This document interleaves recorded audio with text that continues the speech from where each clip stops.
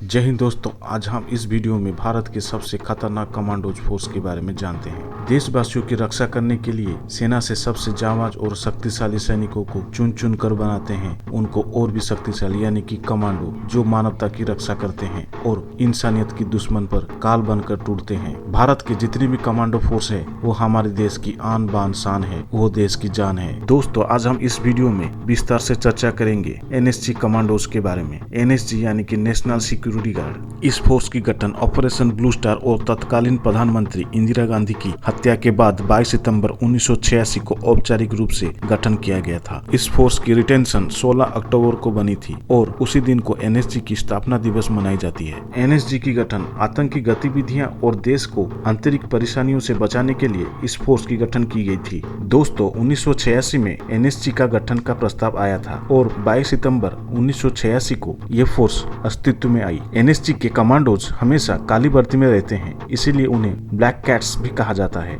दोस्तों, ये बहुत ही खास फोर्स है जिसका इस्तेमाल असाधारण परिस्थितियों में किया जाता है। एनएसजी कमांडोज 90 दिन की घातक ट्रेनिंग के बाद बनते हैं। ब्लैक कैट कमांडोज की सीधी भर्ती नहीं होती। इसकी ट्रेनिंग के लिए भारतीय सेना और अर्धसैनिक बलों के विशिष्ट जवानों को चुना जाता है। यह नेशनल सिक्योरिटी गार्ड गृह मंत्रालय के तहत आने वाली सेंट्रल आर्मेड पुलिस फोर्स में से एक है। दोस्तों, एनएसजी की ट्रेनिंग बहुत ही कठिन होती है। दोस्तों, आपको जानकारी के लिए बता दूं, एनएसजी के 53% कमांडो भारतीय सेना से आते हैं। शेष 45% कमांडो सीआरपीएफ, आईटीबीपी, आरएएस और बीएसएफ से चुने जाते हैं। दोस्तों, एक कमांडो का चुनाव कई चरणों में पूरी होती है। सबसे पहले कमांडो बनने के लिए 1 हफ्ते की कठोर ट्रेनिंग दी जाती है। इस ट्रेनिंग में 80% से ज्यादा सैनिक फेल हो जाते हैं। मात्र 15 से 20% सैनिक आखिरी में पहुंच पाते हैं। फिर चुने गए जवानों को 90 दिन की कड़ी ट्रेनिंग दी जाती है। उस ट्रेनिंग में उन्हें हथियारों के साथ और बिना हथियार के दुश्मन के ऊपर हमला करने की ट्रेनिंग दी जाती है। दोस्तों,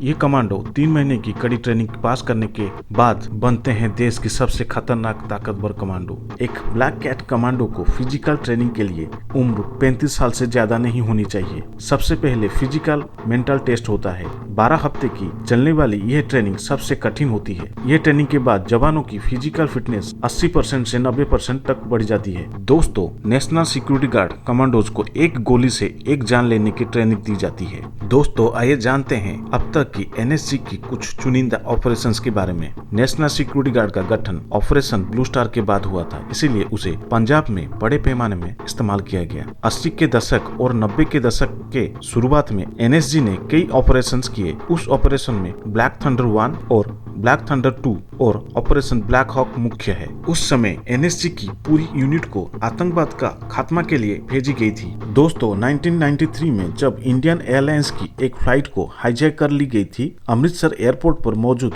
विमान में 141 यात्री मौजूद थे। दोस्तों, ऑपरेशन अश्वमेध के मुताबिक उस ऑपरेशन में 2 अपहरणकर्ता मारे गए और एक को जिंदा पकड़ लिया गया बिना किसी एक यात्री को खरोंचाए। जब 2008 में मुंबई हमलों में एनएसजी की बहादुरी दुनिया ने देखी। यह मिशन एनएसजी के लिए सबसे चुनौतीपूर्ण और अहम मिशन था। ऑपरेशन ब्लैक टॉर्नेडो और ऑपरेशन साइक्लोन लॉन्च कर आतंकियों का सफाया शुरू कर दिया गया। दोस्तों, इस ऑपरेशन में 900 से भी ज्यादा कमरों की तलाशी ली गई। कुल 9 आतंकी मारे गए और 600 से भी ज्यादा लोगों को बचाया गया। दोस्तों, आपकी जानकारी के लिए बता दूं, एनएसजी के कमांडोज को स्पेशल ऑपरेशंस में ही बुलाया जाता है। दोस्तों, आप लोगों को पता होगा, साल 2000 में कांधार विमान अपहरण में भी एनएसजी की मदद ली गई थी, लेकिन सीएमजी यानी कि क्राइसिस मैनेजमेंट ग्रुप की अप्रूवल देने में घंटों बर्बाद कर दिए थे। जब तक एनएसजी कमांडो पहुंचते तब तक फ्लाइट टेक ओवर कर चुकी थी। अगर उस समय एनएसजी को बिना समय बर्बाद किए हरी झंडी मिल जाती तो शायद भारतीय जेल में बंद 3 आतंकी रिहा नहीं होते। तो दोस्तों, वीडियो को खत्म करते हुए मेरे देश की जाबाज कमांडोज को मेरा सैल्यूट। आप लोगों की वजह से मेरा भारत देश